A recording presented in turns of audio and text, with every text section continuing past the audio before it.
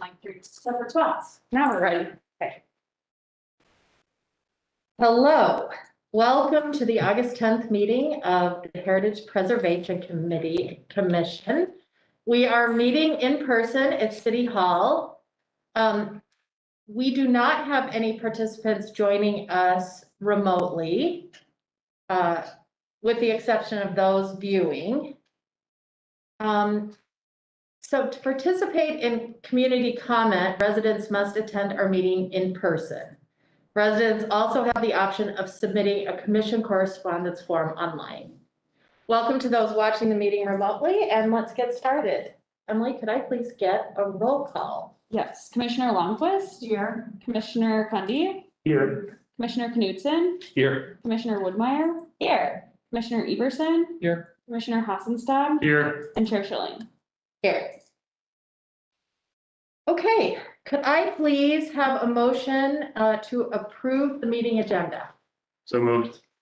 Uh, Seconded. Emily, could I get a roll call vote, please? Hold on.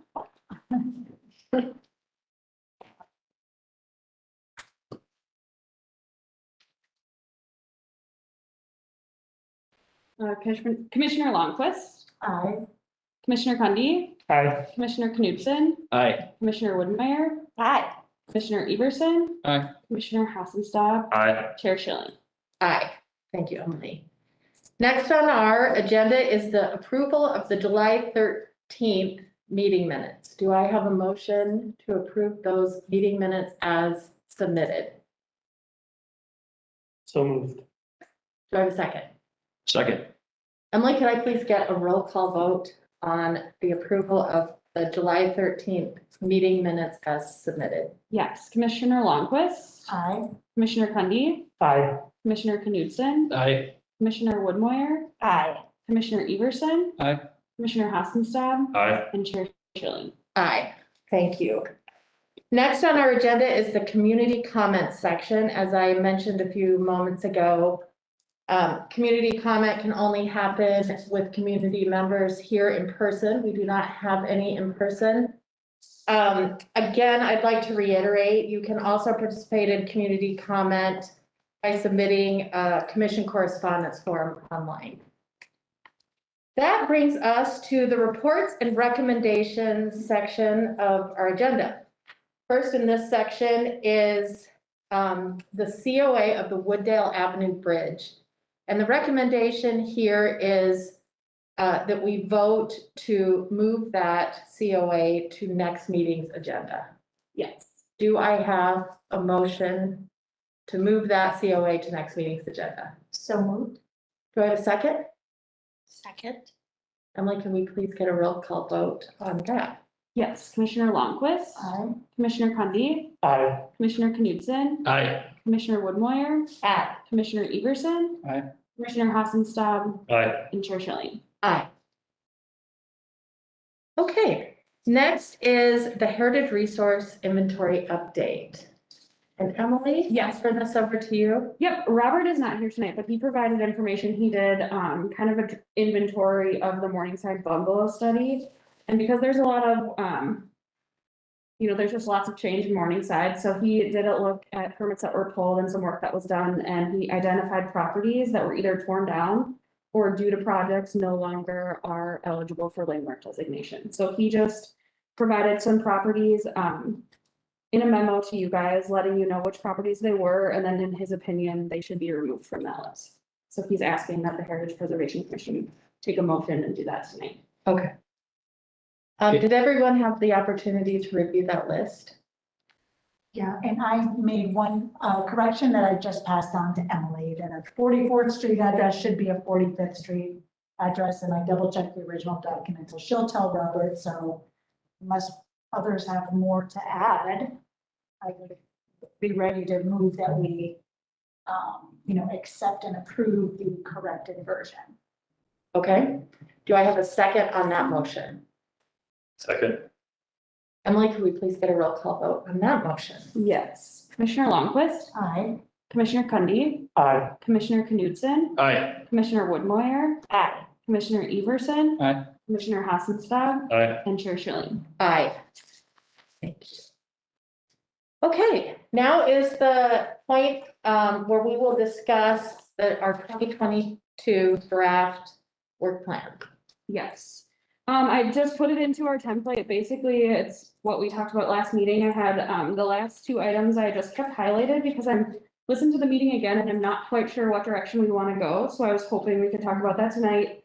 Our work plan isn't due to NJ with administration until the end of September, so we can take formal action at our next meeting if we want to kind of finalize this template.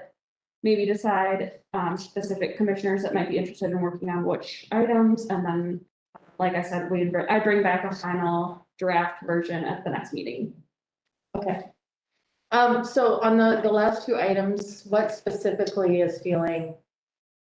The last two items, that were, the test, the archaeological model created with previous archaeological study. We talked a lot about what specifically would be the Heritage Preservation Commission's role and what the ask for you guys to do would be. So I wanted to talk about that and refine that, be a little more specific, so council knows what you're wanting to do with that. And same with Initiative 7, I know we've talked a lot about it, but I wanted to talk with you guys to see how you wanted that worded, how exactly you want that to be on the work plan, and that one is the identifying opportunities to discourage or prevent neglect of landmark properties.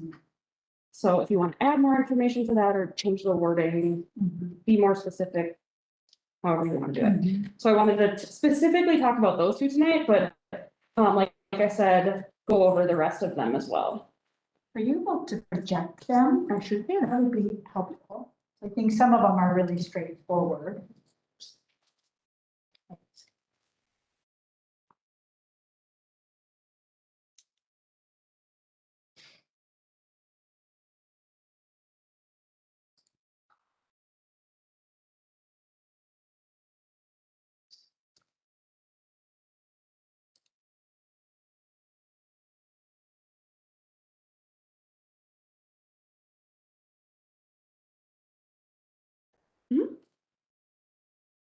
I'm going to share this too in case we. There we go. So the first few, the review and deciding on certificate of appropriateness applications, that's basically all the same. The entire commission is involved in that. The second one's similar, recruiting nominees and award the 2022 Heritage Preservation Award. Last year we had a couple leads on that. I'm not sure if you guys want to assign different commissioners to help with the recruitment process next year. Again, based on 3, I kind of combined the eligible properties and designated properties. So I said, based on owner interest, nominate eligible properties and add additional properties to the eligible property list. Again, no one really needs to. We did a lot of outreach this year, so I don't know if that's necessarily required next year, but if you want to do something else, we can always separate these. So I didn't put any specific leads on that either. We talked a lot about reviewing the plan of treatment document for each landmark property. For the deliverable out of that, I said to highlight potential work plan items for the future. If you want to change any of that stuff, we can do that. And then 5 was a new one, and that was to explore the development of a Century Home program based on programs in other cities. So I saw this as more of a research item, and then you can present information that's found at council, and then present information potentially on a future work plan on a specific program that you guys want to do. And then we get into 6 and 7, which were the ones that I was hoping to discuss a little further tonight. Okay. So I'd be, as an archaeologist, I'd be happy to be a lead if we need one for that initiative 6. One thing that'd be helpful for you to look at is that previous model that was created. Good. So if that's available for you to find some more, if maybe that can be sent out, that'll be helpful to look at. Yes. Most of these things aren't that overly complicated. It's basically applying a few simple principles: distance from water, relatively flat topography, proximity to existing archaeological resources, and then you kind of come up with a heat map. So kind of like which areas might be more or less likely to have an unrecorded. That's what was created with Yeah. so that's what we have, the Yeah. heat map eventually of properties or areas that are more likely to have Yeah. artifacts. So the second in our recommendation, and I apologize, I meant to send that out, was the second step, which is to test the model, which I think is what you're getting at. Right. And so the next step would be to overlay that with a map of maybe properties that we'd have permission to test on. Mhm. So it'd be a matter of running, I mean, the Minnesota SHPO standard is 15-meter shovel test transects. Mhm. When you don't have surface visibility greater than 25%. Okay. And so if it's, happens to be, I don't think there's too much of this in Edina, but if it happened to be a rows of corn planted and you can see most of the surface when you're in the corn, then you wouldn't need to do the shovel tests.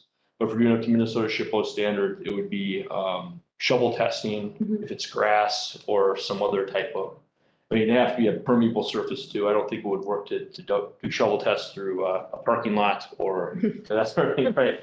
And then The budget for that, I guess. yeah, right. Yeah, that's some heavy excavation equipment there, but, so if we could overlay those two and then come up with, make sure we have, explicit permission to access those areas for whoever's the direct manager. Mhm. It'd be pretty simple. It would be doing the shovel tests and running the soil that comes up through screens Mhm. and see if there's anything there. And then studying the profiles of those shovel tests to see if there's any cultural horizon. So basically for black charcoal layers or some cluster of artifacts or a hearth or something like that you might come across. Mhm. So those are the basic principles for that type of investigation. Mhm. The other thing too is how long ago was that previous survey done? It was finalized, I believe, in 2019. Okay, so there have been some advances in that the Office of State Archaeologist database. Okay. Which you get access to, and it has all these different, it has paleo shorelines and different lake levels and based on sea level change, based on paleo climates and paleo vegetation types. So there are a whole bunch of layers in there that we might be able to look at, have be kind of a fun exercise too, to see if narrow down maybe the spots, because it is time consuming to do the shovel tests. I mean, you're going down through until you hit a couple layers of sterile, and it's usually about a meter down. You're going to be going out here. So it is a bit time consuming to do those holes. So limiting and trying to come up with some, if the goal is to actually find something that we can kind of showcase as a Edina heritage site, it's a prehistoric site that has been recorded, then we'd want to make sure that we limit those testing areas to areas that we think are most likely of the high likelihood. With the shovel test, just because I'm not sure, do you do those test sites until you find something? Or like, at what point do you, I've tested enough, we know? When you're going down through different soil horizons. Yep. So if you can imagine, if you're digging a hole in your backyard, you're gonna have the first 10 centimeters or so, you're gonna see that transition between the grass and the roots, and then whatever's underneath. Mhm. And if you keep going down, you're gonna find another transition. Mhm. And assuming there's no archaeological site there, those would be the natural transitions. So you're looking to go across two natural transitions like that, Okay, or a meter, How far apart are each of the two? 15 meters, 15 meters. okay, Yeah, so 15 meters apart and 1 meter down. So yeah, up to 1 meter down. if I'm remembering the conversation about this last month, to get to this testing will require grant writing and a request for proposals, which what I was understanding was essentially a staff function, which we, as the commission, is not really involved in. So that, yeah. Go ahead. Oh, that's definitely one way to go. The other way to go would be to use volunteers. And as long as I was able to act as a principal investigator, I'd be willing to volunteer some time. If we're talking about a couple afternoons or something to get, maybe even work out something with the high school, maybe with a science class at the high school. I've done stuff like that before. I did some dig boxes at Creek Valley, and my kids were there, and did South Minneapolis too. But those sorts of things I think they're pretty fruitful because people are interested. And these shovel tests are not, you're not really in danger of really destroying anything through being careless. I mean, by its very nature, archaeology destroys a site.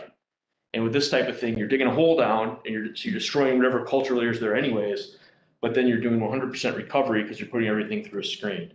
And then the other piece of information you're collecting are those profiles. So you just got to take care once you're done to take a good look at what's in your sidewall so you can come up with with the context and the provenance for the Okay. materials that are found. Oh, sorry. No, Emily, go ahead. Just because again, asking, haven't gone through that, but, so we'd likely have to get permission to go on city-owned land. So what does it take or what do you do after the sites? How do you replace them? Do you just fill the hole and you're done? That's Okay. right. That's it. I mean, you work out the agreement for what you do afterwards with the landowner. Mhm. But that's generally what happens is you dig a shovel test and you backfill the hole after you're done. Okay, But you map it and you record where it was. okay.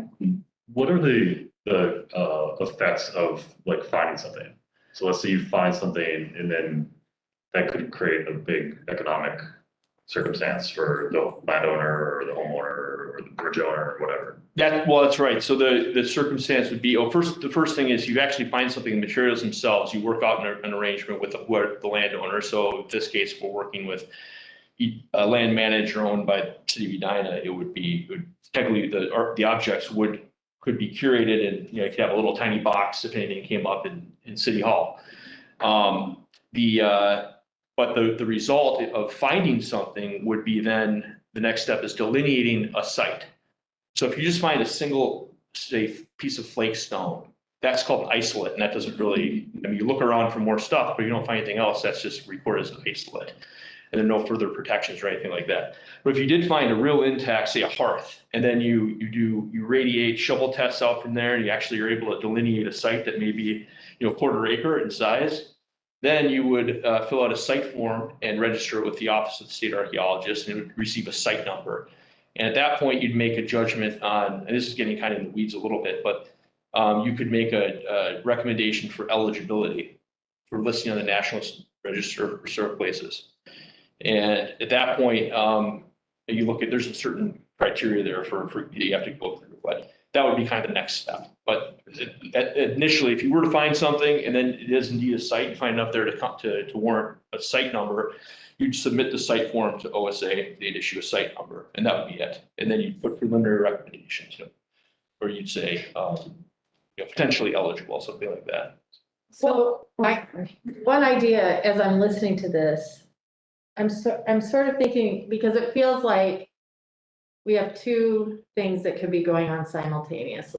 We could have the pursuit of the grant money and maybe funding for a test that would be in-depth, done by whichever archaeological firm we decide to go with based on the proposals we received.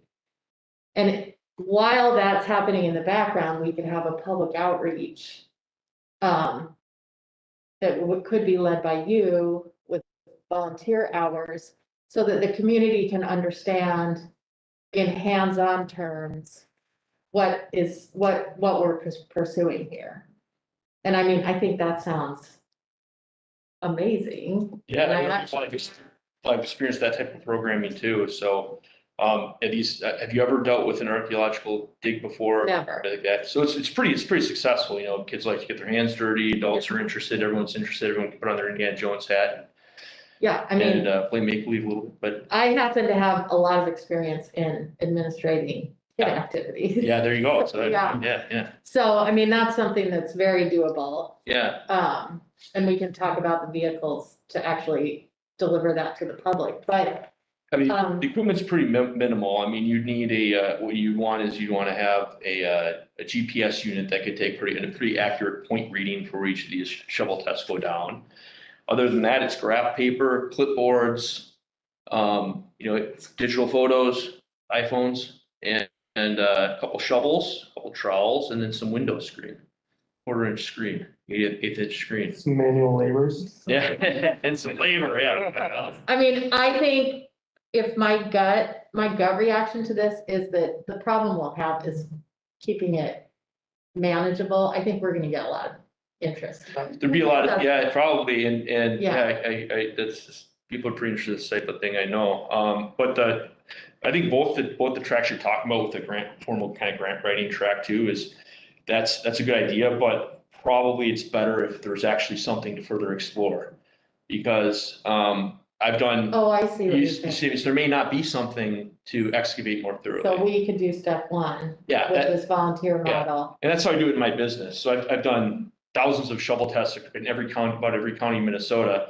And I found 2 or 3 sites in the state. Total. Not all that's been high probability areas, but it's not, there's gotta be something if we're really focusing on the highest of the high probability areas and we have decent access to some decent looking landforms, but it's not guaranteed that we're gonna find Right. something that warrants further investigation. Here, can I, if you are so generously volunteering, and how Yeah. would you write the work plan? It sounds like number one is to fine tune the existing heat map based on your expertise, prioritizing, updating with, how would you write the language? How do you want to do it? Yeah, it would be looking at what came before and maybe adding a little bit to it and then overlaying that with where we actually have access. And then, so the goal when I'm doing this professionally is to, find something that might be there that the engineers can then redesign around so they don't disturb anything. So really, when you find something, it's usually met with some crinkled noses from your clients. But this is a case where we're actually trying to find something so this is more of a kind of an academic way to do it. And that's actually kind of exciting for an archaeologist. We're actually trying to find something for once, right? So is it just a matter of, once I send the entire commission, but specifically once you see the existing map, just, sending wording on how you think the work plan item needs to be Yeah. for our meeting in September? Like, does that work? Yeah, Is there- I think be able to look at the document and then I can look at it, I can look at all the different layers of data I have for the city. And then if there's a way to get, at least some, maybe if we can identify some parcels that we could potentially test where we would have the access and landowner permission. We won't have any of that yet, like, that will likely be conversations that, city council is gonna ask a lot of questions when Yeah. Annie's presenting it. Yeah. Obviously, if we're going to be on public land or parkland, the Yeah. parks department's going to have to be involved, so that's conversations that are gonna have to happen along the way. Yeah. We wouldn't actually start any of that, like the specific work or specific of finding sites until city council approves that, yes, the Heritage Preservation Commission is gonna do this. Yeah. But that will be part of the conversations that will be important with when Annie's presenting, when everyone's presenting these work plans, so council understands. So we can communicate with the different departments that also need to be involved. Yeah, and that sounds pretty good. I think that would be kind of a good starting point, is to identify areas, and the first ask would be for access to those areas. Mhm. And I didn't fully answer your question before. So what are the implications if we do find something? And that is important. The answer is if that area, that place where we find something is never going to be developed, and they're never going to do ground disturbing activities there, there's no difference. But if there were plans to do ground disturbing activities there, they would have to do this study anyways. So it would give, for any future development, it would give them a heads up on something that might be there, so they can earlier in the planning process design around a known site and avoid problems down the line. They wouldn't have to do shovel testing though, would they? It's only a specific size of a project, right? Well, I guess it depends on if it was involving any state money, if it's non-federal public land in Minnesota, it falls under the jurisdiction of the Office of State Archaeologist. Okay. And so it would, I don't know, I guess maybe if there's depends on what the local government unit is that would oversee any project, but if it was just a private parcel and someone wanted to put in a flower bed, they don't have to do anything. But if you want to put in a cell tower and it happens to be in the edge of a public park, that would require Okay. this sort of investigation. Okay. So with that specifically, especially if we're not gonna go, like, if you guys aren't interested in doing like the grant route, we'll have to be very specific or think through any money that you potentially might need. Because we'll have to include that, and that's also what would get approved or reviewed with the work plan item. So we'll really have to think about that, even, if we're gonna wanna use communications and outreach, we'll have to, like, let's say, oh, well, we know we'll want press releases, we'll want to note that in there, so the communications department can map out their time and everything too. Just to give an idea of kind of the time and the labor required. So say we've identified 2 acres that look like they are high potential for holding an unrecorded prehistoric archaeological site. Usually you want to have, each shovel test, if you do it right, it's going to take 20 minutes or more. And so you're looking at maybe up to 100 shovel tests in that case. So that's kind of a lot of time. But if we did have volunteers and partners, and probably the safest route and kind of most bang for the buck would be if there, and I mentioned this a little bit earlier, if there was a specific science teacher at Edina High School that was interested in something like this, where they could, they had an earth science class, or they had a history class or something like that. And being able to come up with some bodies to kind of, if I'm floating around, able to kind of manage and just kind of look in the shovelfuls. But like I said, there's no risk of anything really negative happening to any cultural resources in this sort of investigation. Is there anything to think about, like, liability issues, like things like that, especially if you're gonna start like using students or something because it's city-owned land? Is that something that, like, if we're using you as a consultant volunteer, or how does that work? Or is that something to consider, think about? I think it's something to look into. I mean, it would be, I guess, the liability to fall to either the landowner. I have professional liability insurance, but I don't know. No, yeah, I'm not asking, No, yeah, but I don't know. I don't know either, I guess. Okay. That's a good So thought. I Emily- guess it's, I mean, as I'm listening to this and thinking about bringing in students or kids, this is what I do. Mhm. but yeah. Immediately my mind goes to like, what if we created partnership like with school district, community ed, and Parks and Rec? And it's run as like a course, because the minute you move to administrate through an entity like that, then the liability is, it covers a whole bunch of things. It covers liability, it covers marketing, it covers administration. And in my professional world, when we do something like this, even if it's volunteer driven, we do charge a nominal fee to cover. So in that, if that were the case, then the budget is covered, the liability is covered, but, and that's easily something I can do to reach out to my Parks and Rec counterparts, because we do cooperate. Oh, okay, And stuff like that, yeah. okay.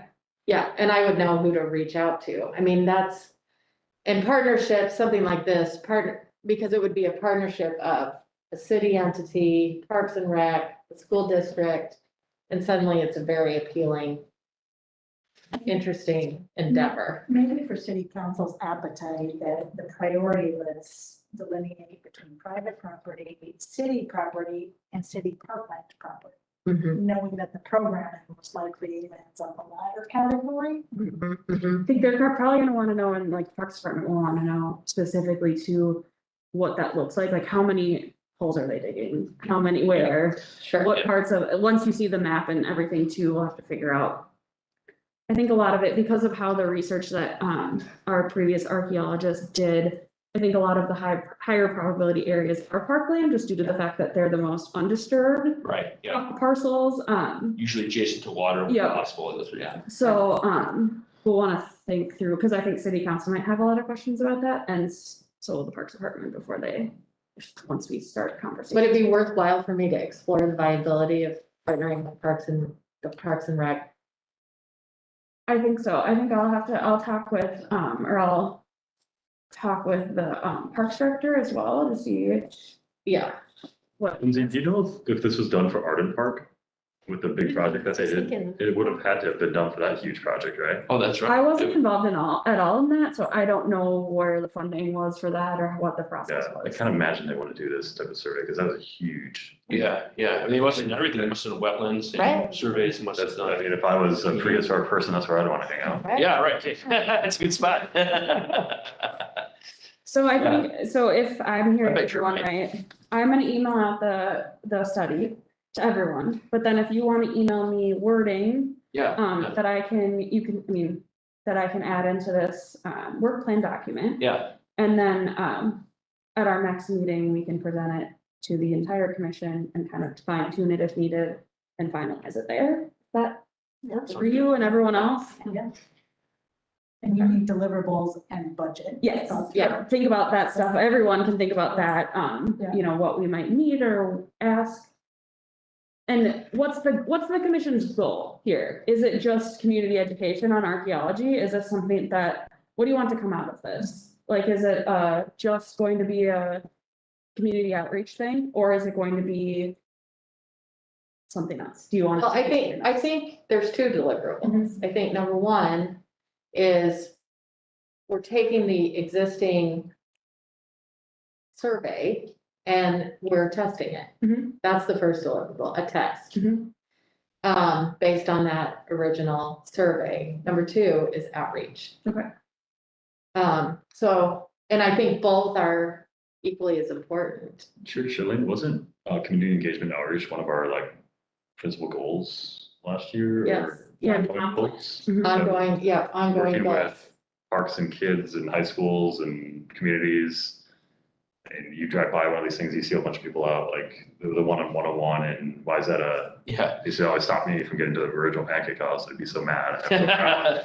Like that, I mean, that gets your attention when there's, Yeah, dozens of people out there on Saturday morning. Yeah. With the Indiana Well- Jones hats on. Yes. well, and Edina is like, I can never forget that archaeologist when he came in and showed us the map of all the surrounding suburbs, and it was like this donut hole in the middle where Edina had nothing. And that doesn't mean that there was no prehistoric life here, it just means that we haven't identified it. And I mean, I see this as a huge opportunity for this commission, because it's tapping into the preservation of native culture, and therefore is inclusive. So, I mean, I think beginning the identification of some of this, and continuing to pursue it, it would be unfortunate to have the beginning survey and no follow through. Especially when we have. I know. I was just gonna add my excitement for this is literally masked by the, but I've thought that ever since we started talking about this, and I say that when I was in fifth and sixth grade, we actually did this. They actually did it in elementary school and then in high school. So in fifth and sixth grade, groups of kids actually created their own society and like the Rosetta Stone. So like what your own alphabet symbols, and you broke up the plaster and then we buried it in a farmer's field, and then you switched holes and you dug it up and tried to figure out if you could decipher what that society was about. Like they had to decide how they made money, where they lived. And then in high school, we would go out to like old farming homesteads where farmers knew that like the old house had been, and then we would like actually dig and grit it out. So like it took it to the next step. And those are two of the things that I remember most about my like pre-college education. So I think this is phenomenal. And I've been smiling behind my mask. It was Like, gonna you get keep talking about it. tonight. Yeah, I was thinking exactly. I think this is really, really cool. And actually, I think it segues a little bit into the next bullet point, actually, but, or the next, item on the list. But, I think it's really, really cool. I would feel comfortable putting Garrett and myself as the leads on this. That's great. Amazing. And the midterm at the high school is another. Major, Jane, that crossed my I mind. know it did, but I think it's really good, right? I reached out to I know the administrator of Mayterm, and I reached out to her for some possible volunteers last year, and it didn't materialize, but I think a lot of that was because of I'm sure. pandemic. Yeah. But they're getting stricter about Mayterm. So the projects have to be legitimate. And I did actually 5 years ago use 2 Mayterm students for the Historical Society. And it was fantastic. Yeah, they were, because they want to do it. Otherwise they have to sit in school. So like finding Mayterm volunteers and that time of year seemingly be perfect. Yeah. So just one quick idea to add or to build on that, which we had to do, and maybe you can leverage this, is when we had to do the project in high school, if you didn't find something that you were able to follow up on and do more research on, you submitted your findings nonetheless. Like you had to have your map and any of those like isolates, or I don't know how to use that term, but probably because you didn't know the right term.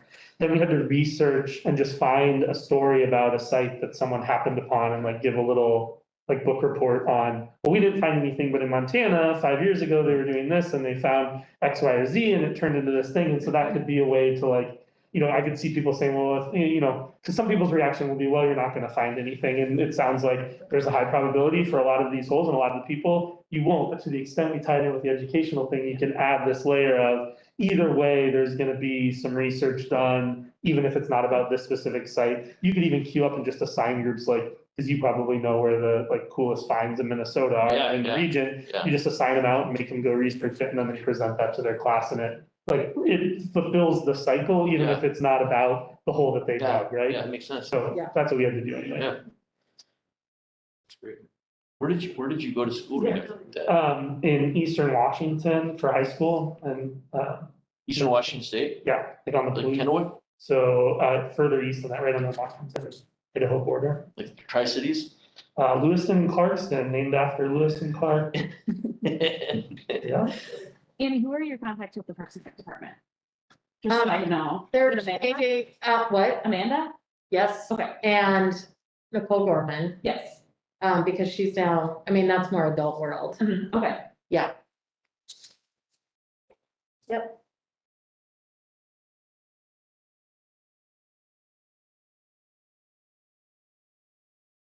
But I could see some adults being very, very, very interested in this as well. Particularly seniors. That could be cool for them too, like, maybe not to the digging extent, but. Okay. I feel like that was productive. Yeah. Okay, and then. Should we discuss the final one? Yes, 7, and I did add an 8th, so it's, I don't think there's gonna be much work necessarily, but if there, in case there needs to be, working with the Historical Society on the 100-year Country Club District event. Planning for the year, Yes. the year following. It's 2024, right? So a couple of years. 2 years, But okay, they've reached out to us, so I figured we might as Yep. well. yep, So, but yes, back to initiative 7. okay, So I will beat the horse that I've been beating for the past year as a starting point for this. I believe that there is a need for more education about the plan of treatment for Country Club. In the continuing saga that has been 4630, there was a next door post that was started by a resident who was frustrated by the state of the property. In response to that were a lot of interesting responses from people that very clearly, some of them honestly live in the neighborhood and don't know that the commission can tell you what you can or can't do. Like, there are honestly people that have purchased homes there. And I think this is really important right now because there's been a lot of transition. Like 3 years ago, Mark and I didn't live in the neighborhood. There's a lot of transition in the neighborhood right now. And I know this has been brought up before. I know, Jane, you had done some work with this, but there are honestly people in the neighborhood that legitimately don't know that the commission can tell you, no, you can't do this on your house, which I think is somewhat problematic for people to live in a home that they don't know is overseen by that. There are people that, don't know that. There are people that don't particularly care about it. And then I think from my perspective, there are a lot of people that don't know that they should care. But nonetheless, they should have access to the knowledge that that's part of life in the country club. What has sort of transpired, and I think my feelings about this have been pretty clear. The developer in question is now blaming the commission for the status of that home openly in communications with residents. They stated that this commission lacked the vision to allow for a remodel that would have been appropriate for the home and most neighbor friendly, and is blaming the timing of all of that on us. And I find that to be very offensive, wildly inappropriate, set aside from the fact that it's just flat out not true. That individual came before this commission in February and asked us to tear down a house for his benefit, pretending that he had clients to buy that house. I looked at it today because I had heard that they had bought a house in Highlands. I clicked through every house in the Highlands and I found that on January 12th, they bought a house in the Highlands. On January 14th, that house went for sale, not with their realtor, but with the developer's realtor. On January 27th, they closed on that home. And on February 9th, he came before this commission and said, I represent these homeowners to do this thing. But what he really represented was his interest in that property. And so in light of homeowners that don't know and are confused and don't quite understand, and then someone who, the reason he's, and I'll just say my opinion, is the reason that this developer is blaming the HPC rather than just sort of taking it on the chin or saying, hey, we're moving forward, is what we heard, I think, from the mayor during our meeting in April, which is trying to get inroads to undermine the HPC or really erode the HPC's ability to monitor that neighborhood. That's very clearly what I believe this individual wants. And so I'm open to it. I think all 575 homeowners should vote. And if nobody wants it, then let's just stop doing it. But if we do want it, then let's educate. And then I think it ties back to the previous point or item in the plan, which is revisiting the plan of treatment. Like, I think we need to educate people that there is a plan of treatment, that this is the process, here's the purpose of the commission, here's how it functions. I think we need to make sure that the plan of treatment is defensible, right? And I've brought up a couple examples, as have others, of things that we might change in there. And then I do think we need to talk about the recourse for the people that decide that they want to go off and do their own thing. We're watching it happen. As we speak, it's sitting there and nobody shows up on a daily basis to protect that home or do really anything with it. So I think this could be combined with the plan of treatment review. I think it's a combination, again, education, reviewing that plan to make sure that we think it has strong recommendations that we can all really support. And then we're trying to work with the city to figure out what we do about developers like the developer we're dealing with now. And I'm sorry to be that blunt about it, but the facts just bear out that this was an attempt to tear down a house that didn't need to be tear down under the auspices of representing clients when it was really developer interest. That's just what it was. And it will happen again unless we come up with a way to firmly say, not here, not this neighborhood, not again. So Commissioner Cundy, I have a couple of thoughts and ideas on this one. So would it like a permit inventory perhaps be appropriate? So I'm thinking of the instances where there are homes that have not been improved, fall within, being more valuable as vacant land than having structure. There's a few, right? We saw Browndale, what was the one, 4600 Browndale, the neat trapezoid house. Remember that one? They wanted a tear down there, and we had something like 30 different comments. A lot of community interest on that one. I mean, everyone recalls that home, and luckily, I guess nothing's happened, and that was been vacant for 7 years or something. So there's different homes like that sprinkled throughout the neighborhood, and there are other homes where it's very obvious. Well, you think it'd be obvious, but you never know what people kind of get fancied for, and then just decide to tear down a perfectly good home, or that's what they want to do for some reason. If there's like an inventory we can do, and because I know if you're doing a big project with cement or something, it's going to take a permit, right? Probably. Like an inventory of what permits have been pulled or what. Yeah, so I'm just thinking like, how do we say, there's this one in particular that obviously the home is going to have a huge project done to it. Probably. So. But then there's others that are similar to this one. And then there's others that are like completely brand new because they've been torn down, unfortunately. And then there's others that have had so much improvement done to them, and you can usually look at the permits and see 600 homes. I think that would get us the information that I think you're looking for. Like, I don't think we could look at the permits and determine whether or not a house structurally needs to come down or not. I think That's in the instance that I think in these that they're trying to prove, that takes more, like they need to hire engineers and stuff to do tests to review what's behind the walls to determine. That's on an engineer, the city's gonna require an engineer, a professional engineer to sign off that structurally a house needs to come down. So the reason why I'm looking for the data point is as an educational opportunity for the people who own these properties or are looking to sell them or looking to buy them. I think what I would try, and this will be funny coming from me, trying to be more political about it, would be that if we call out houses that are going to be more difficult, the argument could be made that we're making it harder for those homeowners to sell those homes. I think it's more about what policies and structures we put in place within this group to make sure that we don't come close. And I don't think, now granted, and I'll say this, it was 7-1, and Mark, you were the one vote in support of that plan, and I get why you did it after we talked about it. So I don't think we came close here, but nonetheless, we do have a resource that, we might end up having to tear down that house, right? That is still a very, very real possibility. And in our conversations, and I shared with this group, I'm resigned to that a little bit, but it has to be the last one. And I'm going to make a huge fuss about it so that it's the last one. But so a few ideas I think about the process. One, I think homeowners need to be on the call. I'm not going to talk with, I don't think we should be talking with developers without the owners of the property being represented on the phone calls for the things that they're presented with.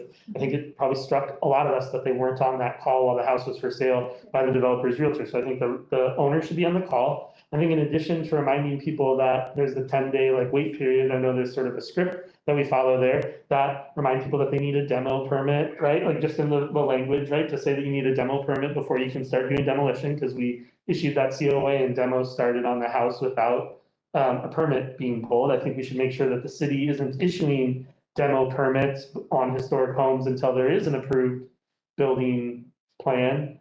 Personally, I think that we should be asking for timelines for those plans, right? Because in this instance, they tore off the roof, took out the windows, dug a big pit. Now it's October 1st and then it's sat, which no reasonable person would do if you cared about a historic resource or a home like that. And then the one idea that David Fisher had brought up, and this maybe gets a little bit more to your point, Mark, is that maybe we could explore with the city, and I know this gets outside of our realm, but a suggestion to the city, and if it needs to be raised as by those of us who live in the neighborhood, I think that there should be bonds, significant bonds that are taken out when someone is undertaking one of these significant renovations, and I don't know how we value that or what triggers that, that lever. But I think that there need to be bonds taken out so that the city could, instead of sending emails continuously to a developer to ask them to put a roof on that house, say, you know what, you've had your time, we've written the order, you took out a bond, we're taking that money, we're hiring a contractor, there's now a roof on your house, so account for that as you will, continue as you will, but now there's a roof,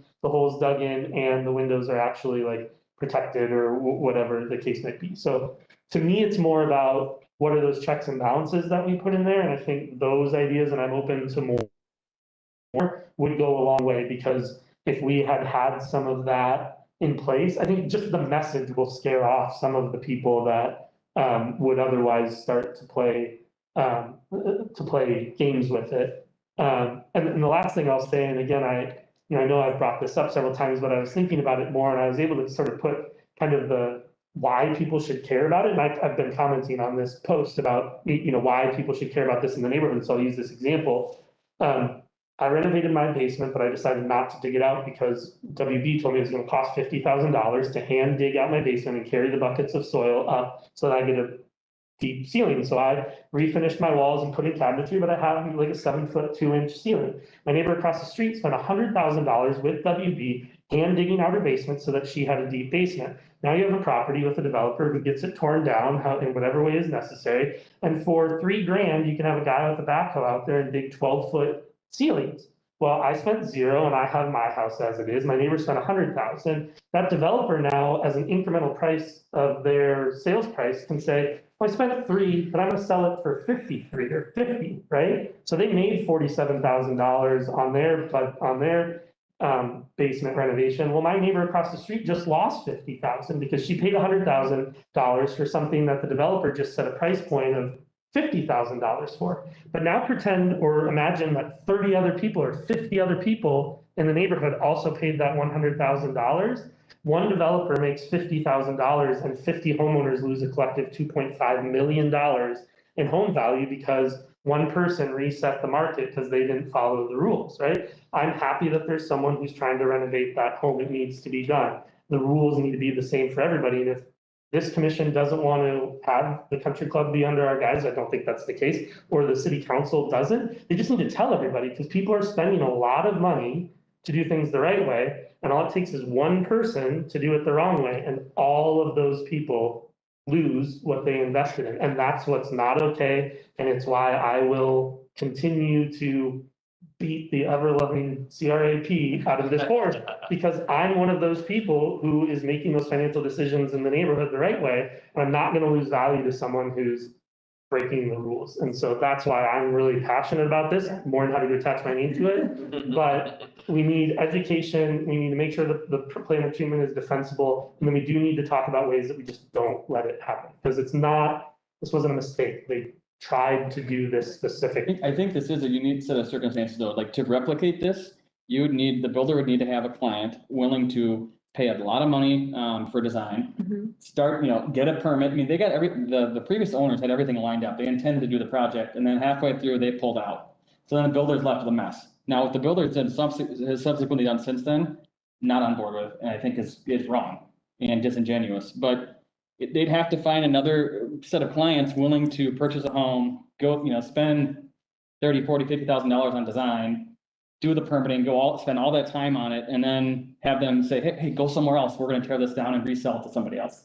So there are some extenuating circumstances to this situation in particular that I think the builder is kind of trying to recoup maybe some lost money and save face on it. So I don't know if this is something we're gonna encounter a lot, but that being said, we have a limited number of resources and we need to protect them, right? So if we do run into this again, I don't think it's gonna be a trend, but if we do run into it again, what kind of leverage do we have? So I think, I comment too. So from a city standpoint and from a Heritage Preservation Commission standpoint, like the ownership of the house doesn't matter. Like who owns the house doesn't matter. They're gonna do the project with minus everything that happened in the middle. They're gonna do a project that the Heritage Preservation Commission approved based on plans that you guys reviewed. Whether the applicant was the same, because the applicant was the builder, the property owner has to sign off on an application. But I don't think ownership, from a city standpoint, from a Heritage Preservation Commission standpoint, from you guys reviewing COAs, matters as much as like it might matter specifically to someone who might live in the country club district. So I think we have to be aware of that too. Sure. Because there has been situations, again, everything in the middle of this 7 months that it's set aside. If you look at it, the ownership changed, the remodel project stayed the same. So the COA, the plans that they were approved with their permit are the same plans, same elevations that was approved by the Heritage Preservation Commission. So does it matter to the Heritage Preservation Commission that Joe Schmo owns this, was the ownership at this point, someone else owns it now? Like that doesn't matter. Like same with like a variance, like the planning commission reviews, like ownership of the property. Yes, owners have to sign off. I don't think we can force owners to be involved if they don't want to be, as long as they have someone representing them. So someone representing the project. So I don't know if ownership really matters. Well, and So- From a city standpoint. I need to step out for just a second. Oh, yeah, I'll be right back. so Tommy, to your point, I do think that there were unique circumstances with this property and I have granted, and for the record, I reached out directly to this individual and offered to talk with them directly and they declined to do so. There are, on this developer, correct. There are some unique circumstances and I think that the homeowner bears responsibility for those circumstances up to a point, and some of them just are in the course of it. You don't have to finish everything that you. Yes, but the accountability, right, the accountability for me with the developer starts with when they came before this commission and I believe shared information or stated information that they knew to be false. That's where they pick up. And ultimately, it's not really anybody's fault. I became more upset when they decided, you know what, this really is a big deal and someone has to be blamed. So I'm gonna blame the HPC Commission, not take responsibility for my actions, right? I mean, they've decided not to share the circumstances of the homeowner or take responsibility, but blame it on. To that point though, I live next door to a house that was purchased in 1985. It is primed for this. And what I think it's primed for is not this sort of like odd ownership situation, but it is primed for a developer to purchase, tell us what they're gonna do. You wouldn't even have to say that you were gonna tear down any walls. You take off the roof and you take off the siding and then you leave it sit for however long it takes before it falls down. And I still come back to, because I was listening to our February 9th meeting and I asked the question and it sort of got lost in the conversation, but what would have happened if I firmly believe that if we had approved that COA on February 9th, that on February 10th, there would have been a wrecking ball and bulldozers at that property to take that down. And the sale of that property was already underway. The homeowners were long gone. They had 2 weeks prior closed on their home. What would the city, and I know it's a hypothetical, but what would the city actually do if we approve a renovation or that renovation, keep 10% of the walls, and then someone buys it with one wall standing and they come back and they're like, we don't really want to build a Mediterranean house. I can picture the mayor and hear him saying, we're not going to force them to pick up where this left off. We would not have enforced that they build this COA. They are, and I'm thankful for it, but the city would not have enforced that they do that. A developer could buy a piece of property, act with the best of intentions while not having the best of intentions, move a property to a point where it is partially demolished, and then allow it to sit to force a situation where something outside of the plan of treatment had to occur. And that's what I'm more worried about. I'm petrified about the house next door being purchased by a developer and having this happen while I have to sit and look at it, because that two houses right next door to me are two of the prime candidates for this in Country Club. Like if you walked around and picked four, I guarantee you these two would be on top of the list. I'll just chime in. So I want to bring it back to the work plan because I think everything you're saying ties us nicely there. And I do think, just to reiterate, number one, that fact pattern happened before 2008, between 2003, when it became a heritage landmark, and 2008, when we tightened the guidelines. This was happening, and the same developer did the one tear down after 2008. So we don't really need to get into that, but it is real. I like the language here. I wonder if, because I think, Bob, you just named 4 of the possible opportunities, so we have a template. I hope you'll be the lead here. But I wonder if we want a deliverable to be a list that's presented at our annual work meeting with city council, number 1. I wonder if we explicitly want to name outreach both for the community and within the planning department. I know our consultant has said that educating city staff members is important. So we might want to be explicit there.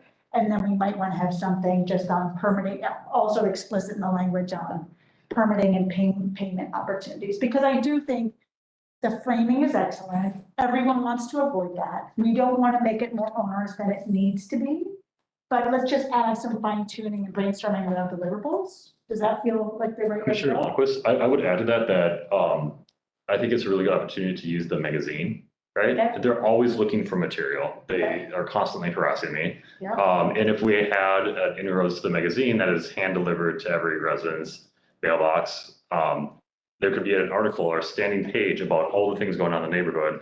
And I bet the neighborhood would love to hear about what is going on at 4630, what happened to 4600, why do those two on Browndale, every community, every neighborhood event, National Night Out. Right. And at the end of Sunnyside, they're all talking, they're like, oh, what about the two on Browndale that they left the floppy facade up? I'm like, no, they followed the rules. Yeah.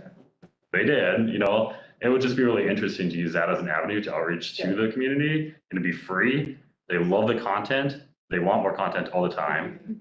And everyone reads it. So maybe week 3, be let in there, because I don't want to tap the commission's goodwill with getting so dialed in and too much. But if you look at like a bullet point, that would be a good avenue for outreach. And I think it might need to be, initiative 7 might need to be reworded and maybe not, but maybe the scope needs to be widened here. Because right now it says identify properties to discourage or prevent neglect of heritage landmark proproperties. So that includes all of the city's landmark properties, not just the Country Club District. So you guys need to decide.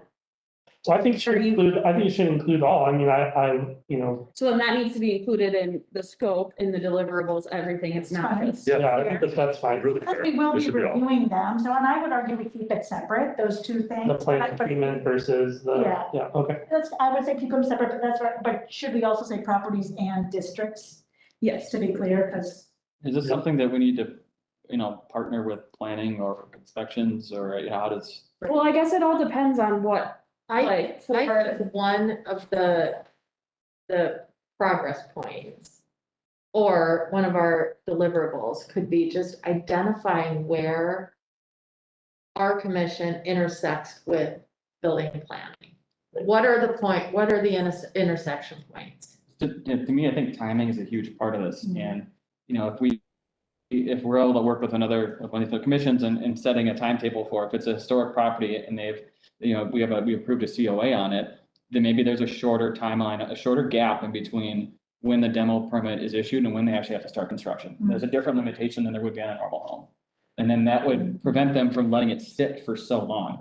And if that time period elapses and they don't start construction, then the COA is removed, and then we'll have to go back in and redo the process. Another New COA. deliverable that could be beneficial in terms of our commission educating city staff and city council might be like a flow chart. If this happens next. That's good, If this happens, so that they can see the path, because we see it. We see it, and this is what we're concerned about. But just the simple creation of flow chart might be very, very beneficial in terms of education and outreach, particularly of that audience. I am hearing in this conversation, we need to start at the most simple points. For example, you saying that there are residents within Country Club that have no idea what the Heritage Preservation Commission does and that they're, and that we're a part of the conversation and development. I think a lot That's of a people. conversation with one woman who didn't know that if she wanted to do something, that she had to ask or that there were restrictions on it. Yeah, so I think starting at that very basic, who is the Heritage Preservation Commission? Why are we in place? And like to your point about let's vote and maybe the Heritage Preservation Commission doesn't oversee Country Club. Is that really even an option? Because it's identified as, it's not. Like they also, it's just that simple understanding of the Heritage Preservation Commission oversees the plan of treatment, and this is why. Unless It's it's for whatever reason undesignated, which I think we've talked to Robert about, not specific to Country Club District at all. But he said in his experience that hasn't really happened. And I would add to that, that reading through it on your own as a layperson is challenging. Like it is thick. Yeah. Scholarly narrative around the climate treatment, and it's not exactly obvious, like Well, it's not rules and examples and like, scripted you either. could really get it like to one page to hand out to people and go to door, like, don't tear down your house. Here's, Get a permit, you know, but it's, people do crazy things, like, Might be a good article. you know, like, Looking for Country Club District magazine article. like the do's and don'ts, right? That might be something specific to the Country Club District, that you guys are sent, that the neighborhood sends out Right. stuff to the, each property owner, and they're looking for content, maybe that's one item of content. We can do that and keep it clear, but I think this timing and process is key because this test case house has, illuminated a lot of things Right. and the building inspector has shared, look, once a permit has started, you really can't apply the maintenance code. So, there are some, oh gosh, that's important to know. Yeah, the entirety of the actions that the city can take, like getting into like meaty actions is you're not taking care of your home. If you don't do it, we're gonna deem it uninhabitable and we're gonna tear it down. The question is, what do you do if that's what they want in a neighborhood where they can't otherwise right, do it? They literally, most people, if you go into any other neighborhood and you say like, you really need to repair your roof, you have kids living in the house, we know that there's mold, you need to do it by this date, or we're gonna tear it down and you have a $275,000 left on your mortgage, they're gonna fix the roof because versus the $275 mortgage, it's not worth it. This is, I want the house turned down, I'm not allowed to do it, so I'm gonna introduce the mold and I'm gonna let the water in and I'm gonna like. so that's where a clear flow chart and the identification of that point. Yeah, Where the intersection points are, where the gaps are, and where the recourse lies. And it's just what Commissioner Cundy's saying, the recourse in a typical scenario is, it's a deterrent. It's but a here the deterrent. goal. exactly, so at what point can we interject? Is it the bond? So once, I do think the first step is the identification of the gaps and the intersection points. Yes. So then, Because that might be a deliverable, yes, yes, identify. yes. And Because if we I go, mean, I'd appreciate if anyone has specific wording suggestions, I'd love that, so then I can bring that to you guys at the next meeting. Okay. Something that I know that you guys are interested in. Yeah. And then Right. that helps at our September meeting too, we can go through it as a group then. Right. Mark, will you jump in with Jane and I working on some wording? And or at least we bounce I it mean, off. I want fines to pay for the architectural thing. Yeah. Okay. So, and yeah, just if, wow, I just lost my train of thought there. Us Alright. giving you But some delivery. language to further delineate the goal of the deliverables will. Yeah. if we approach city council with this, going to the very end point, then it becomes a defensive conversation. If we approach city council with,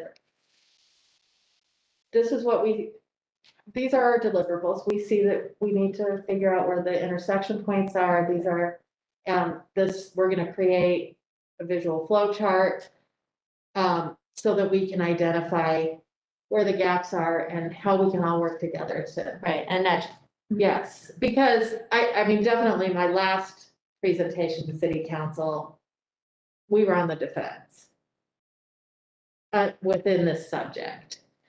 So, what city council said was, well, maybe we need to change the plan of treatment. And so another deliverable within this is another commission-led review of the plan of treatment through the lens of these intersection points and these possible gaps.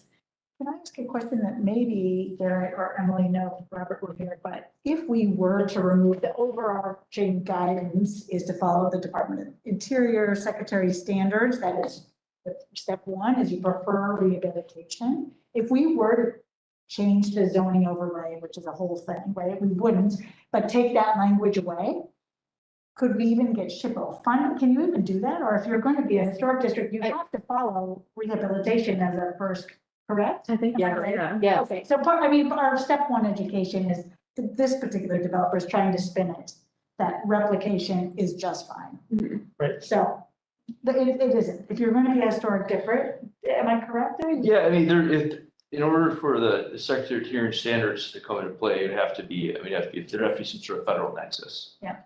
On any of these redevelopments or projects. I'm not sure what that would be. So it's. They don't need a federal permit, they're not using federal funding, there's no, unless there was some sort of wetland that was impacted, so the Corps was involved, that would be, Just the be nexus. national register.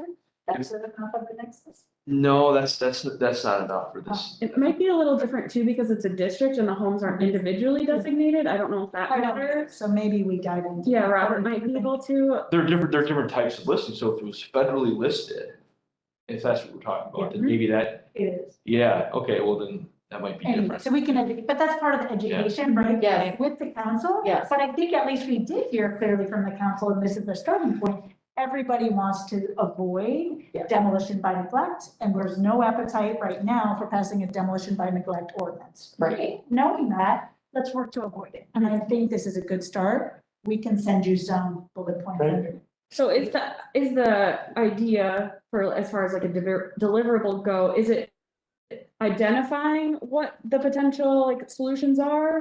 And then, or is it the whole, like, are you guys identifying solutions, then it's like a matter of presenting to council? Like how far are we going in 2022? Go ahead. Realistically, What is that, I think we should be doing, because I don't think it would take that long to come up, I don't think it would take much more than a couple other working sessions like this to come up with what our recommendations would be, but I believe that in order to sort of make the HPC process and the plan of treatment more, like clearer, more efficient, and more enforceable, the HPC is going to present proposed guidelines or changes to our policies and procedures in association with city policies and procedures to shore up, like, I think my goal would be to, when next April, we present to them, like, here are the things that we want you to approve as part of our process, or that we think, so changing the plan of treatment is a separate process? Yeah, and that's like. no, I'm not the plan of treatment, I'm talking about like the bond Oh, and okay. requiring a schedule and Well, like, what if it is, outlined in terms of A, identifying the intersection points and gaps, and B, giving this commission's recommendations to the city of some solutions. yep, So it's essentially like a report or some sort of. It's a deliverable. report. The Heritage Preservation Commission presents to the city council. Present is a loose term. I don't know how it would be presented, if it's just given to, it's on an agenda in a report type form, and then, or if, I don't know, we never really know specifically when our work, like our joint work session with city council is. I think there used to be on here a requested month. We just have Bob filibuster. Until they relent. So I can kind of ask for like later in the year, it would be better, because generally ours has been pretty early, yeah. October. I feel like MJ sent a date out already. Did she already? Well, that, I know there's been dates sent out for like when, I think that might be for when they're presented. Oh, Chairs are yeah, I presented. think you're right. I think you're right. Because the work plans are due to administration at the end of September, and then we start chairs present the work plans, and then, there's another one where city council asks staff any questions about work plans, and then ultimately they're approved and edited and all that stuff. Yeah. By I city think you're council. right. I feel like ours have generally been pretty early on in the year, so I don't know. I'm trying to think when they were last year. It was springtime. April. Yeah. Wasn't it? Well, So that, maybe May, which would be. yeah, it was April. Okay. When So, I mean, when we discussed, but the work plan presentation was October. Yeah, yeah. So, we can ask her if that's the goal, like where that would hopefully be a discussion at our joint work session. We can request that it's later on in the year, not necessarily that we'll get a later on date, because those fill up very quickly, but, if they know that, hopefully they can schedule us later, or as late as they can. Can we have as part of the agenda for September at a later time, maybe it's offline with Robert. But I was joking earlier about the vote of the 575, but I too walked away from the meeting with the mayor and the council questioning whether they continue to have support for what it is that we're doing in the district. And I think that what's playing out in these conversations right now about 4630 is like the start of the brewing like conversation about whether the HPC has a function that people actually want. I'd be curious with Robert, like how far, to Jane's point, how far could you take the plan of treatment before before it's no longer like a thing? Does that make sense? Like, I don't think I was just sort of educating myself, honestly. well, I mean, it's from my education too, but I believe that there's specifically one individual at least, because we know that he Yeah. talked with the mayor about the plan of treatment being too restrictive. So we have a developer who's talked with the mayor and is now in public forums commenting that the HPC is inefficient, doesn't have vision, isn't supporting the neighborhood, and that they're enforcing a plan of treatment that's too strict. I don't think it's that wild to say that what we do and the tool we do it with are being questioned. And I guess I would like more information on like how do we defend that tool and what would someone have to do? What would someone have to do if they wanted to abolish the HPC right now, I guess is a question. Well, having been through the revising of plan of treatment, we did neighborhood survey. Mhm. There were multiple public input meetings. We presented to city council. I can tell you, and I know it's still the case, that the overwhelming neighborhood opinion be in support of it. It's just a matter of Yeah. educating. Yeah, there's a vocal minority that has a vested That's interest right. And it's- that, is bending, the mayor's ear at least. Yeah. And those people might have some clout, Right. but yeah, how do you kind of, mobilize the masses, I guess. Right, and that's kind of why we did those walking tours that went. So I don't want to, I think we're fine on that, but let's flesh this out in terms of more deliverables. I think there could be deliverables under the public outreach component Yeah, here. and there is a little bit of misconception out there, and I hear this, being an architect, I hear this from realtors and from builders, that what we do, we're more or less obstructionists, we're getting in the way of Yeah. their business and of what homeowners want, but usually it's the new homeowner, it's the prospective homeowner. It's not the people who've been living in the community for a while. Most people get it seems like. And that also is something to think about, we recently saw an application where the Heritage Preservation Commission wasn't necessarily very happy with the level of details of plans that we were reviewing. So there's, the more regulations and the more requirements you have, there is implications to that as well. They cost. You're required to work with an architect. There's that stuff to keep in mind as well. And again, I'll reiterate the fact that, yes, we review all the certificates of appropriateness the past few years have been for houses in the country club district. But overall, the Heritage Preservation Commission looks at all the city's landmark properties. We will be reviewing the bridge, so we'll get one under our belt that's not a country club district home. But the way that this initiative is worded now is for all of the properties. So if we want that to change, we also need to consider that. If it needs to be separated, fine, but think about That's a that good too. point. Could we I mean, take? I'm just saying that it's for country clubs right now. And then you want to add another one because then you're gonna have a regulation that permits, you're only landmark, only properties that are within the country club district are required to pull or get, bonds or to do,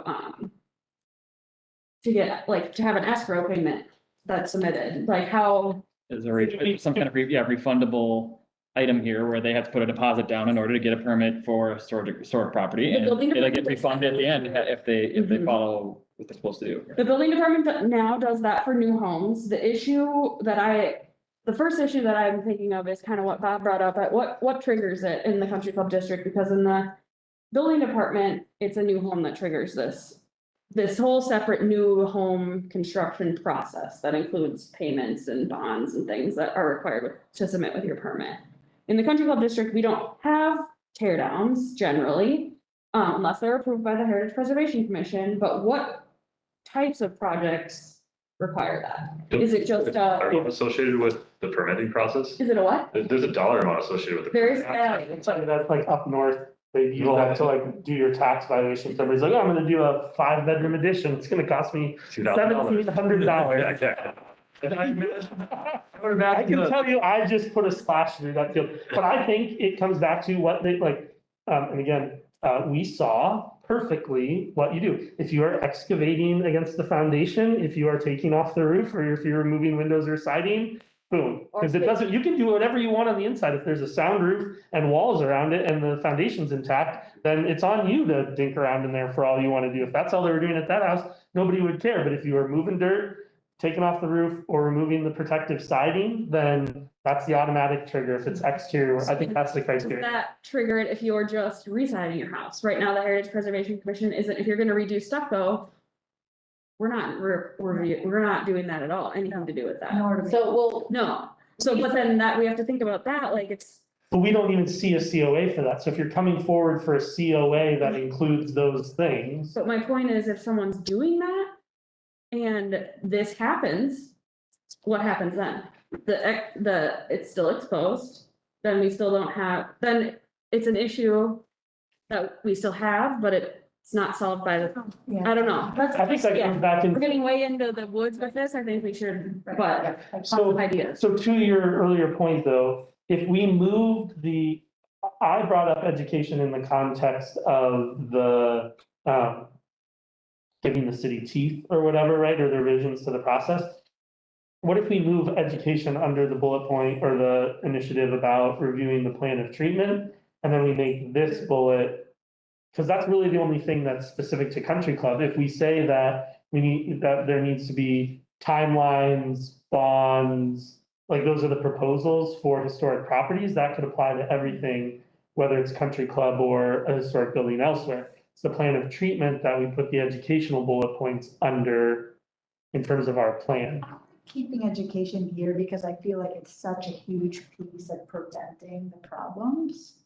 I guess I would vote to answer your question, should we leave this final bullet regarding all historic properties or just country club? I would say all. We're going to start with the conversation that's built on a test case and where we see the most COAs, but I don't see why we need to limit it unless someone else does. I mean, I think all of them are equally as important, so we wouldn't want something to we do have homes that are individually designated, we wouldn't want something like this to happen there either. Right. well, and we're gonna come up against other things like the sign. Yep. There's gonna be, that's gonna be a conversation. The Dynasty Theater sign. Does anybody So- know what's going on with that? Do they have any insight in what's happening with that? I think I don't know if it's for sale, but I don't know, I wish for sure, but Can I ask Chair Schilling, do we need more, and Commissioner Conley, do we need? I feel like we have conversation? fleshed this out significantly. I could talk about it. please send me, Ashley, appreciate it, Commissioner Henning. yeah, I'm gonna keep the wording that I have on initiative 7 the same. Please, everyone can send their ideas and I can bring multiple whatever. I can bring multiple iterations of Yeah. wording back to you guys all, if multiple people send me their ideas. But I just want everyone to be heard and Okay, are you happy to play lead, Commissioner Conley? And are we adding? Yes, on them? yeah. Yes. I'd like to work with you and then run it by Mark afterwards and then we'll bring it to the wider group, but then. so I have, but this is not just for the wording, for the initiative, right? For the. The entire- Yeah. Okay, so I have Jane, Mark and Pat. And Right, I'm sorry, Emily, are we done, Commissioner Kennedy, or do you want to continue? Because I've got another question on the other work plan items. I have a work plan item one too. For initiative 5, I would like to volunteer as a aide if there is not already established one. Because there's nothing I like more than placards and celebrations. okay. Thank you. Which is number 5? That is the development of the Century Home Program.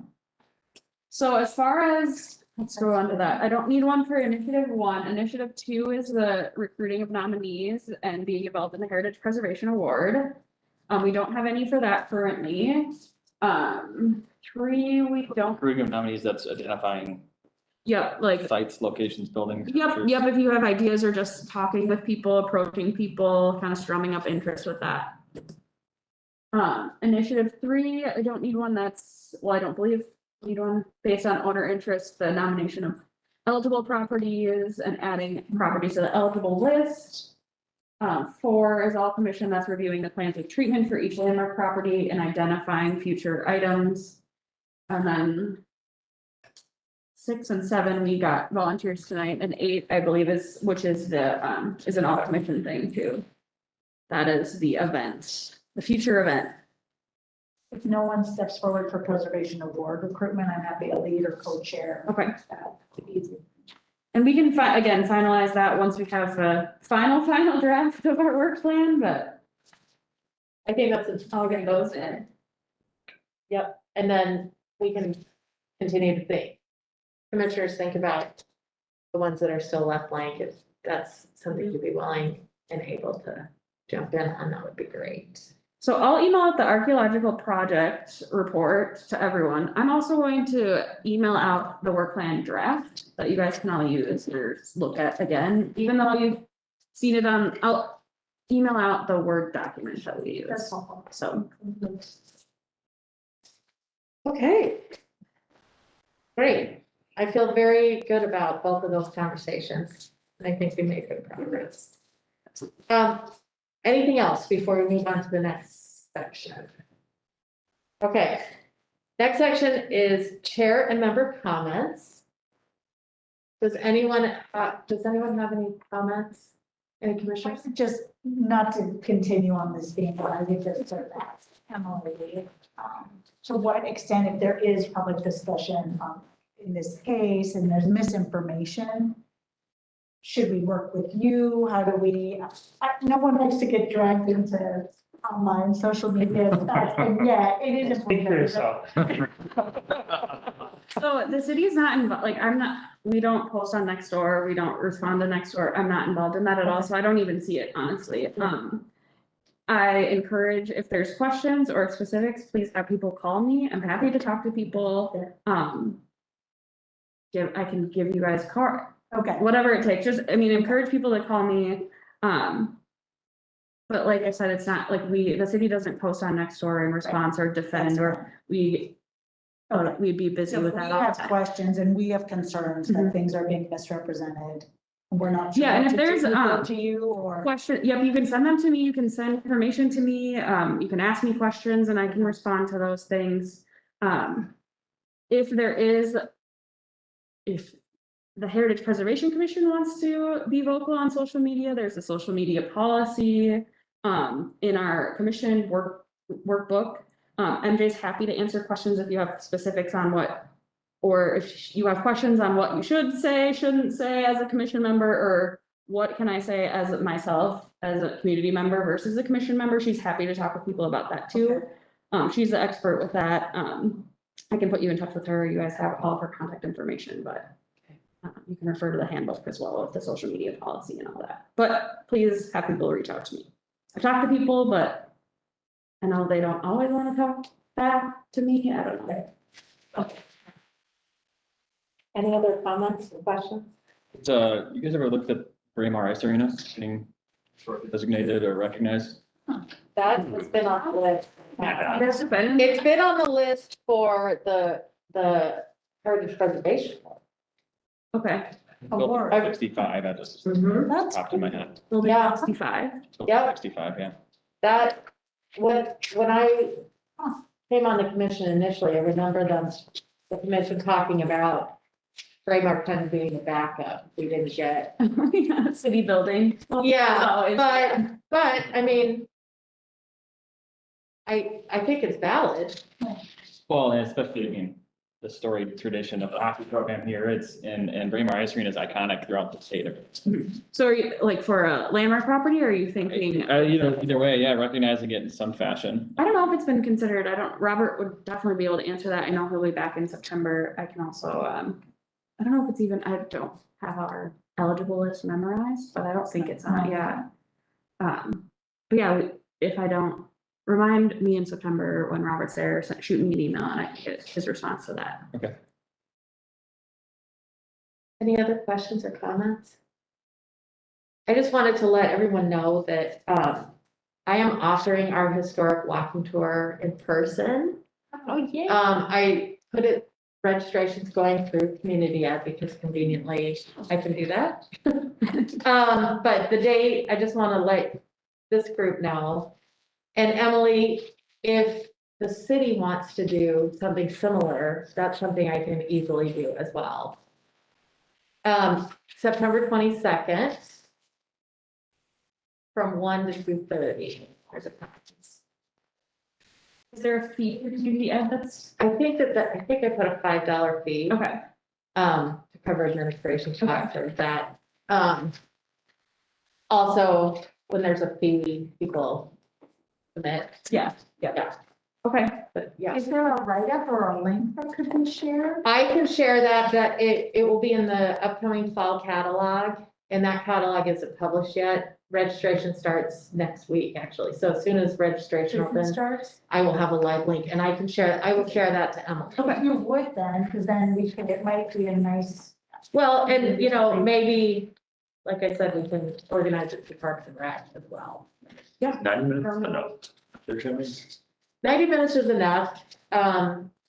Yes, Okay, yeah, it seemed like it was longer than that. I could make it 4 hours, but. And if Bob's there, it's gonna be 10. Very It'll be educated. one very long stop. But because it's a weekday and because, it's in the middle of the day, the target audience is an older group. So an hour and a half will be more than, because it's walking, and I probably will do the pared down distance version. But the sky's the limit on this, like, we could organize one for families, we could organize one for kids only. I am totally able to do any and all audiences. Are you concerned about size if we, I mean, not that, but. Well, I think I put a limit of 20 on it, because I want everybody to be able to hear me. Yes. But one of the great things about doing it through an entity like Parks and Rec or Community Ed is we can accumulate wait lists, and if I see that there's a huge wait list, I could call everyone and say, how about next Wednesday? Would you like to participate in a week?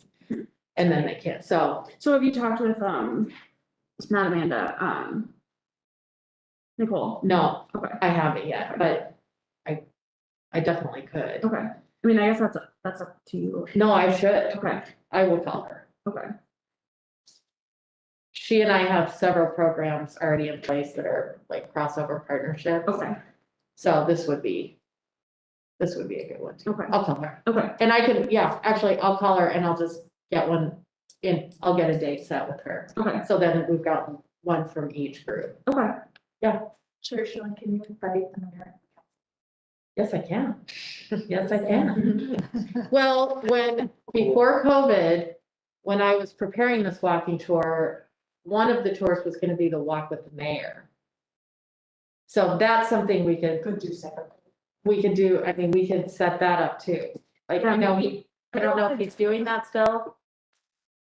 Well, if it's like something like that, like a walk with the mayor, there's not, obviously not like the fee associated with Right. it and all that stuff. Right. So I wouldn't wanna do the same one, but I also wouldn't wanna make you, after you've done all the work for your job in community ed and then all that stuff. So I don't know if you change it up a little or I if you could totally. skip out on some stuff. I don't know. No, I mean, Wanna do it. no, I can, well, Dara and I we worked on the schools one. Uh-huh. So that one is the only thing left to do on that one is creating the map. Okay, We've done the research there, so I could do that. okay. Well, yeah, we can, I mean, I mean, I can change it up. I can do all kinds of okay. variations on the first one too. What's the first one? Well, the first one is The one you did the virtual Yep. one? the virtual. It's the same map. Oh, okay. It's the virtual tour that's published on the city. And that's one you're doing for community ed? Uh-huh. Okay, okay. It covers, it's like less than a mile and it covers like 12 talking points, Okay. including several landmark Okay. proper Mhm. resources. Yeah, I think we have options. So, I guess, I mean, you guys worked on the virtual tour too, we can get that, yeah, that's just. I just need to get a map to communications because that's how it worked the last time. Yeah, it's me and it's actually the GIS department person. And I also reached out to the Historical Society Yes. and they sent me historic photographs of several of the old school sites. Oh, that's awesome. So, with permissions for the city to help with that. Okay, So I can send those as well. okay, yeah, whenever, I mean, Yeah. you know, what's going on, whenever. It will probably be after, summer programming. is Yeah. done, Which is next week. Yeah, yeah. Okay, so I just wanted everyone to let everyone know that that is happening. Okay, yeah, if you wanna send me the dates, I can share that with everyone too. Sure. And that's all I have. So Emily, I don't have any comments. okay, so the last thing is, a motion to adjourn. So moved. Do I have a second? Seconded. Emily, can we get a roll call vote on the motion to adjourn? Yes. Commissioner Longquist, Aye. Commissioner Cundy, Well, here's the thing. There's this house on. Aye. Commissioner Knudsen, Aye. Commissioner Woodmeyer. Aye. Commissioner Everson. Aye. Commissioner Hassenstadt. Aye. And Chair Schilling. Aye. Thank you, everybody. The mayor's gonna come out corner and we're gonna walk. It'll be nice. Mark and I. Fantastic. Well, in all fairness, like. Sure, I can do that. Well, I was just thinking, I'm gonna try to set up time with them. Yeah, I can stop Yeah. by or, you know. Bye. You know, like I said, with,